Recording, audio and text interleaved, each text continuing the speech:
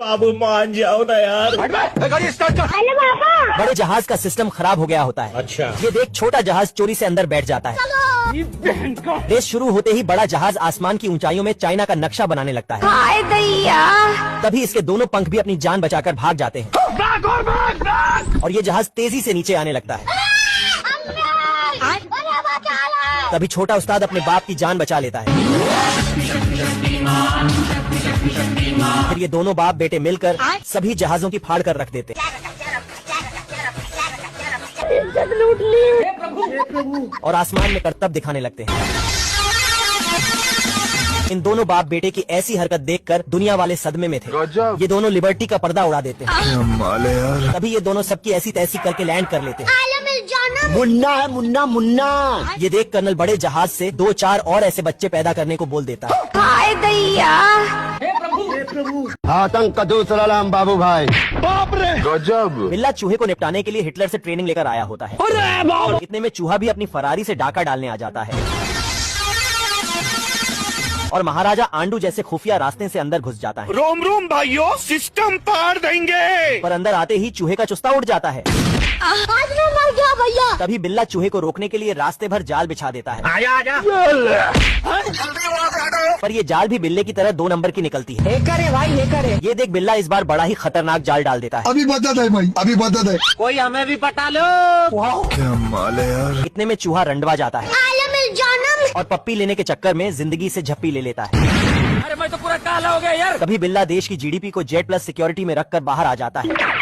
इतने में चूहा अंदर चला आता है जैन दोस्तों। और मुन्नी बदनाम हुई का गाना सुनने लगता है। ऐसा कैसे हो सकता है? ये देख, बिल्ला गलती से अंदर घुस जाता है। यहाँ पिछले 50 साल से बारिश नहीं हुई, इसलिए शक्तिमान के पोते ने कैलिफोर्निया जाकर बादलों को ही किडनैप कर लिया और उन्हें बांधकर अपने रेगिस्तान में ले आया और उनसे इतनी बारिश करवाई कि सभी जानवर अय्याशी काटने लगे। तूफान अपने दोस्त बादल को कैलिफोर्निया से वापस लेने आया तो शक्तिमान के पोते ने रस्सी फेंककर तूफान को ही बांध दिया। बाबू 5 मिनट बम पे और तूफान को दौड़ा दौड़ा कर मारा। हम संतोष पागल नहीं। शक्तिमान का पोता, जिनके भी मुंह में सोने के दांत होते, उन्हें पकड़ लेता था और उनके मुंह से सारा सोना बाहर निकाल लेता। शक्तिमान का पोता जब जहाँ चाहता वहीं पर नहर का निर्माण कर देता। बाबू 5 मिनट। मैं हूँ पप्पू पेलू, आप कहें तो आपकी ले लो। साला ये नाई दाढ़ी खींचता और बाल अपने आप सेट हो जाते हैं। जी हाँ दोस्तों, ये बस 10,000 साल पहले की बात है। अच्छा। जब लोग शिकार करने के लिए इन हथियारों का इस्तेमाल करते थे, डायनासोरों का आतंक काफी ज्यादा था तो लोग झुंड में मिलकर शिकार करते थे। पहले के जमाने में जब कोई रिश्तेदार चुगली करता था तो उसकी इस तरह खातिरदारी की जाती थी। और मम्मियों के फेवरेट हथियार बेलन का आविष्कार बहुत पहले हो चुका था। पहले शादी करके दुल्हन को डायनासोर वाली गाड़ी पर लाया जाता था।